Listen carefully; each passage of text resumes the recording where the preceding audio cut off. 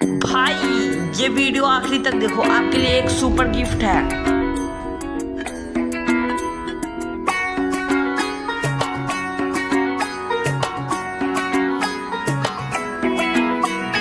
ঢাক বাজা কাসর বাজা উলু দে আর শাখ বাজা, বছর পরে আবার এলো মাঝে।